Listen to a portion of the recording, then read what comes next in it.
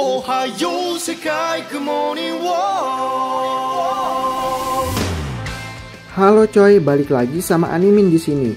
Dan kali ini gua akan lanjutin manga Dr. Stone chapter 193. Nah, pada chapter sebelumnya kita kan udah lihat bahwa setelah berhasil memberikan perintah pembatuan kepada Medusa, kini sinar pembatuan Medusa mulai menyebar untuk menutupi seluruh bumi. Bahkan teman-teman Senku yang berada di Amerika Utara yang telah berhasil mengaktifkan Medusa tersebut bersama dengan seluruh pasukan Brody pun telah berubah menjadi batu. Sedangkan di tempat lain, tepatnya di Amerika Selatan, setelah melihat ke langit dan mengetahui bahwa Medusa telah aktif dan mulai menutupi bumi, tim Senku dan pasukan Seno pun harus saling bertarung satu sama lain untuk memperebutkan cairan kebangkitan terakhir yang berhasil dibawa oleh Suika dan diletakkan tepat di atas menara yang telah mereka buat sebelumnya dengan bantuan Krum dan Gen. Hingga akhirnya setelah pertempuran perebutan cairan kebangkitan terakhir dan perlombaan melawan waktu sebelum sinar Medusa mencapai mereka, atas perintah Senku, Suika pun pergi untuk berada di dalam menara, tepat di bawah cairan kebangkitan terakhir yang telah diletakkan oleh Gen.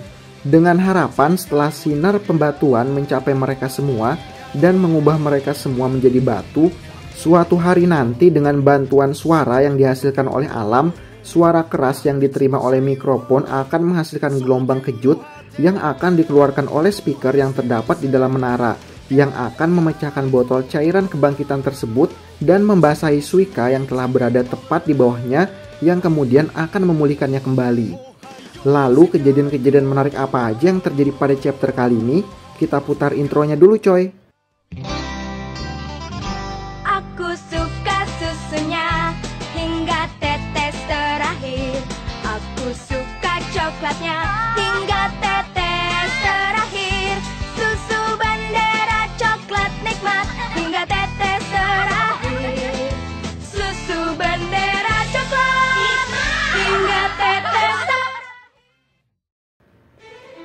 Setelah melihat ke langit dan mengetahui bahwa Medusa telah berhasil diaktifkan, Chelsea dan Luna yang sebelumnya ditugaskan Senku untuk menjauh dari area pertempuran pun terlihat panik. Dalam keadaan panik tersebut, Chelsea pun memberikan saran kepada Luna dan berkata, "Kalau kita melemparkan cairan kebangkitan ke atas kita mungkin akan punya kesempatan untuk bangkit kembali." Mendengar saran Chelsea tersebut, Luna yang juga panik pun menyukai saran Chelsea tersebut dan mulai mencoba untuk melemparkan satu botol cairan kebangkitan ke atasnya. Namun karena kepanikan yang melanda mereka berdua, Luna malah melemparkan botol tersebut dengan sangat kuat, bahkan melemparkannya dengan sembarangan, yang akhirnya membuat botol cairan kebangkitan tersebut jatuh ke tempat lain dan menghancurkannya. Dan tak lama setelah itu, sinar pembatuan pun mencapai mereka dan merubah mereka berdua menjadi batu sebelum sempat menggunakan cairan kebangkitan lainnya yang dibawa oleh mereka. Di sisi lain, Seno yang telah menyadari kekalahannya telah bersikap sangat santai tanpa memikirkan entah berapa lama lagi sinar pembatuan tersebut akan mencapai dirinya. Dalam waktu singkat yang dimiliki Seno sebelum sinar pembatuan yang mencapainya, Seno memanfaatkannya dengan menikmati keindahan sains tersebut dan berkata, "Sinar dari kehancuran memang sungguh elegan. Sains masa depan. Orang-orang bodoh yang tak tertarik dengan keindahannya hanya bertarung dan bertengkar untuk kekuatan." Lalu sambil menikmati keindahan dari sains dan menunggu waktu sebelum sinar pembatuan mencapai dirinya, Seno pun mencoba berbincang-bincang sedikit dengan Senku yang telah sekarat dan berkata, "Senku, jika itu kau atau aku pasti akan menciptakan dunia baru dengan tanganku ini dan memimpinnya ke jalan yang benar.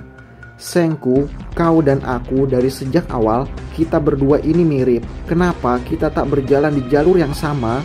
Menanggapi perkataan Seno tersebut, Senku menjawab dan berkata, "Aku sudah katakan padamu 10 tahun yang lalu, jika itu adalah menjadi diktator atau penguasa, aku sama sekali tidak tertarik. Karena kami ini serakah. Untuk membangun dunia demi masa depan, kami bekerja keras lebih dari saat ini, karena itu lebih menarik."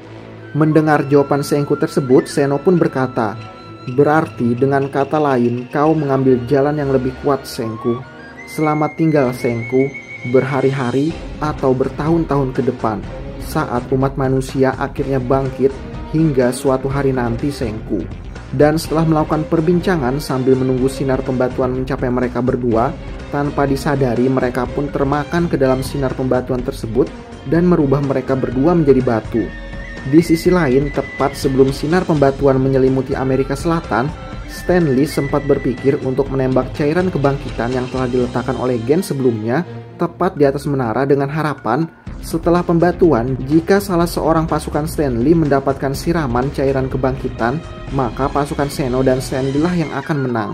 Tapi menurut Stanley, jika Stanley melakukan tembakan ke arah botol cairan kebangkitan yang terdapat di atas menara tersebut dan berhasil memantulkan botol berisi cairan kebangkitan tersebut dan malah membuat cairan kebangkitannya tersebar kemana-mana tanpa ada seorang pun yang berhasil menerimanya, maka itu berarti kepunahan untuk umat manusia.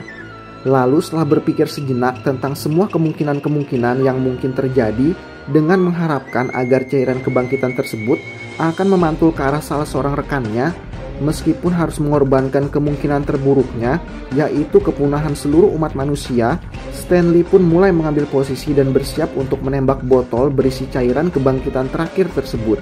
Tapi pada saat Stanley hendak melepaskan tembakannya, ia pun sadar bahwa meskipun kali ini dia harus mengakui kemenangan Senku, tapi jika suatu hari nanti dengan cairan kebangkitan terakhir tersebut bisa membangkitkan umat manusia kembali, Stanley pun sadar bahwa Zeno pun bisa dibangkitkan kembali suatu hari nanti dan dapat meneruskan sains yang ia cintai. Lalu setelah kembali mengenang sedikit kisah masa kecilnya bersama dengan Zeno yang sudah menyukai sains, Stanley pun akhirnya membulatkan tekadnya untuk membiarkan cairan kebangkitan terakhir tersebut.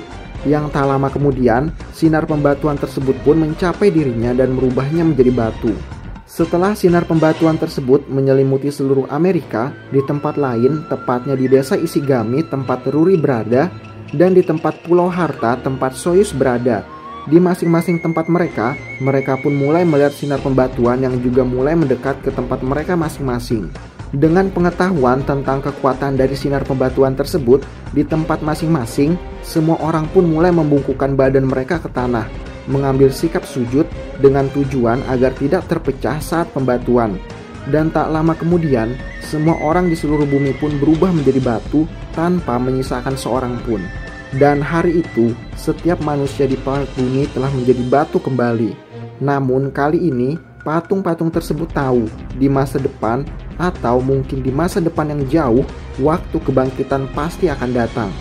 Hari demi hari berganti, musim demi musim berganti, dan tahun demi tahun pun berganti.